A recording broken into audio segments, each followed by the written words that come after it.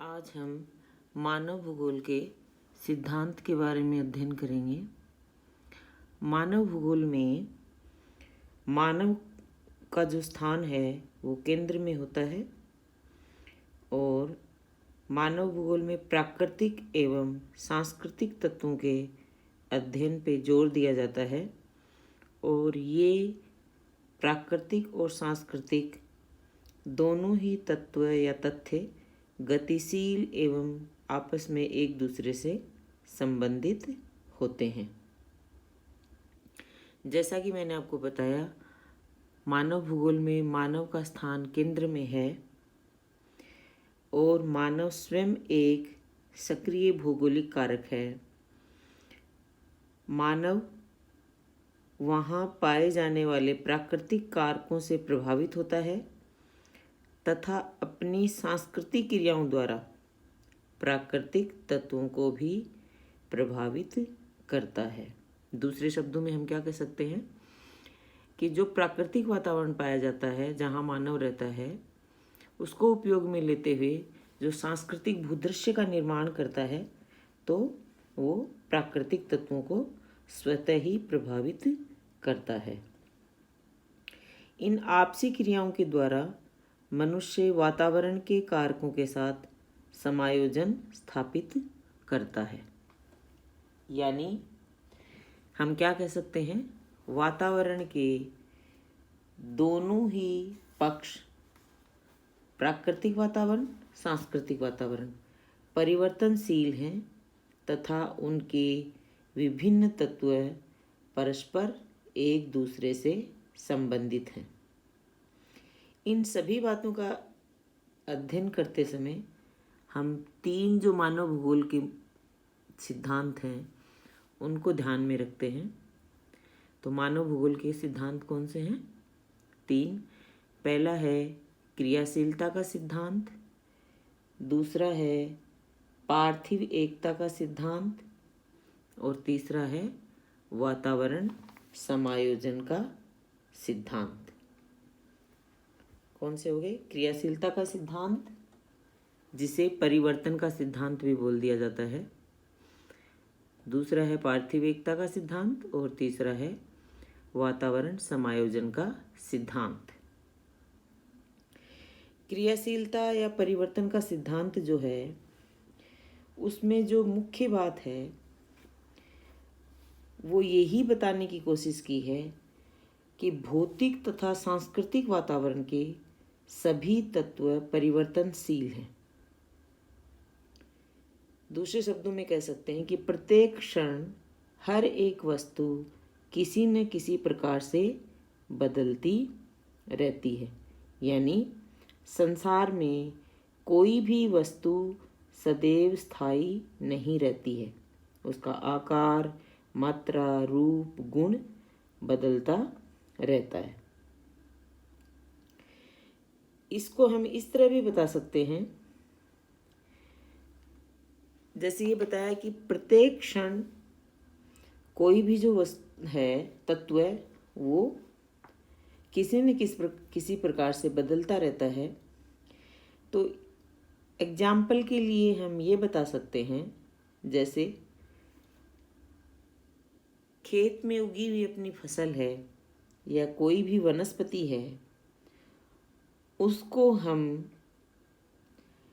नाप सकते हैं कि वो एक महीने में या एक सप्ताह में कितनी बढ़ी, परंतु उसके बढ़ने का जो क्रम हर सेकंड चलता रहता है या प्रत्येक सेकंड होता रहता है, उसको हम नापने में असमर्थ होते हैं, जबकि परिवर्तन उसमें हर क्षण होता रहता है। इसी तरह से ही हम अन्य उदाहरण के द्वारा, जैसे कि मनुष्य का एग्जाम्पल अपन लें कि बाल्यावस्था से युवावस्था, युवावस्था से प्रौढ़ावस्था बदलती है, लेकिन उनकी जो दिन की बढ़ोतरी या कमी है उसको हम अनुभव नहीं कर सकते। यानी एक अपन लाइन नहीं खींच सकते हैं कि ये जो है इसमें हमारी अवस्था का चेंज हो गया है, लेकिन वो हमारे अंदर प्रतिक्षण परिवर्तन होता रहता है। इसी तरह से नदियां हैं, नदियों में जल हमेशा बहता रहता है। एक स्थान का जल बहकर दूसरे स्थान पे जा पहुंचता है। पर्वतों की चट्टानें कटकर नदियों के जल में मिलती रहती हैं। नदियां उस तलछट को लेकर मैदान में जमा करती रहती हैं। इस तरह से पर्वत कटकर नीचे होते रहते हैं। मैदानों में झीलों के गड्ढे जो होते हैं वो सपाट होते रहते हैं। ग्लेशियर्स जो हैं पिघलते रहते हैं और उनका जल बहकर समुद्र में आ मिलता है। फिर वापस महासागर का बहुत सा जल भाप बनकर ठंडे प्रदेशों में जा पहुंचता है और वहां ग्लेशियर्स के रूप में जमा हो जाता है। इस प्रकार से ये प्रक्रिया जो है वो हर क्षण चलती रहती है। इसी संदर्भ में जीन ब्रुन्स ने क्रियाशीलता के सिद्धांत को समझाते हुए ये कहा है कि प्रत्येक वस्तु या तो बढ़ रही है या घट रही है। वास्तव में कुछ भी गति रहित या स्थायी नहीं है, क्योंकि भूगोल के भौतिक तथा मानवीय तथ्य निरंतर परिवर्तनशील दृष्टि से उनका अध्ययन किया जाना चाहिए। यानी उनके अनुसार कोई भी जो है वो स्थिर नहीं है। प्रकृति में प्रत्येक जीव या पदार्थ का एक जीवन काल होता है। जीवन काल मतलब उत्पत्ति, विकास और समाप्ति।